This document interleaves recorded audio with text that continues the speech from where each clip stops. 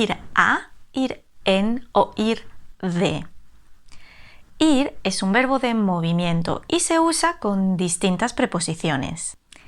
Y hoy te voy a enseñar cómo usarlo con las preposiciones a, en y de. Hola, soy Vanessa, profesora de español online en DL Spanish Lessons.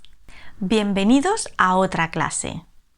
Y si sois nuevos por aquí, os recuerdo que en este canal podéis aprender sobre gramática, vocabulario y cultura de España. Así que si estás aprendiendo español, considera suscribirte al canal para no perderte ninguna clase. La clase de hoy tiene un par de ejercicios interactivos gratuitos que encontrarás en la entrada de blog sobre ir más preposiciones. Te dejo el enlace aquí debajo en la descripción. Comenzamos.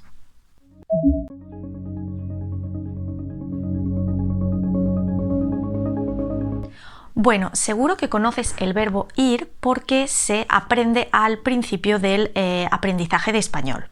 Aquí podéis ver su conjugación. Os la he puesto en presente, en pasado y en futuro. Como veis, en presente simple y en indefinido es irregular. En futuro es regular. Esto quiere decir que es un verbo que tenéis que estudiar y prestarle un poquito más de atención para no equivocaros cuando lo usáis. Es un verbo muy importante y muy útil porque podemos usarlo para expresar muchas cosas distintas. Es un verbo multiusos. Y vamos a empezar con ir a. Ir a lo vamos a usar para indicar dirección. Ir indica un movimiento desde donde estamos hasta otro punto. Vamos a ver 3 ejemplos. Voy al gimnasio todos los días.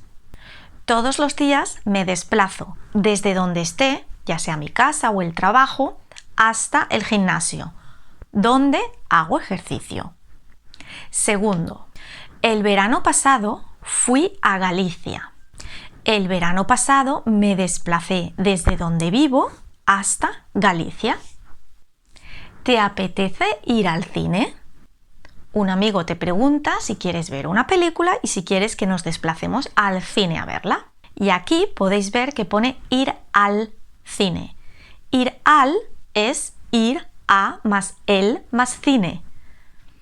A más el se junta al. Ir al cine. Muy bien, vamos a pasar a la segunda preposición. Ir en. Ir en lo usamos cuando hablamos del tipo de transporte en el que nos desplazamos o nos trasladamos de un lugar a otro. Por ejemplo, voy en coche al trabajo todos los días. Todos los días me desplazo al trabajo en el coche. Me voy en bici a dar un paseo. ¿Te vienes? Ir en bici. Se usa ir con casi todos los medios de transporte. Ir en barco, ir en autobús, ir en camión, ir en avión. Tenemos 2 excepciones, decimos ir a pie e ir a caballo, aunque en realidad en ambos no usamos ningún medio de transporte que sea un objeto. Bueno, si no conocéis el vocabulario de los medios de transporte o queréis repasarlo, os dejo aquí el enlace a un vídeo con el vocabulario sobre ellos. También os lo dejo aquí abajo en la descripción del vídeo. Bien, y pasamos al último, ir de. Ir de lo vamos a usar para hablar, para expresar que queremos hacer algún tipo de actividad o vamos a hacer algún tipo de actividad que tenemos planeada o pensada. Por ejemplo, cosas como comprar, celebrar algo, las vacaciones. Vamos a verlo con unos ejemplos. ¿Te apetece tomar un café? No, lo siento, voy de compras con mi hermana. Tengo el plan de irme de compras con mi hermana. Este finde vamos de excursión a la montaña a hacer senderismo. ¿Te apuntas? Ir de excursión. ¿Dónde iréis de vacaciones? Este verano iremos de vacaciones a Canarias. Ir de vacaciones. Y por último, en el caso de celebraciones, me refiero, por ejemplo, a salir con amigos, tomarse una cerveza, un cumpleaños, un aniversario, por ejemplo. ¿Te apetece tomar una cerveza? No, lo siento, me voy de cumpleaños con los amigos. Mi mejor amiga cumple 30. Ir de cumpleaños. Bueno, y con esto terminamos la lección de hoy. ¿A que no parece tan difícil? Ahora os dejo un resumen con ir más las 3 preposiciones. Parar el vídeo y echarle un vistazo.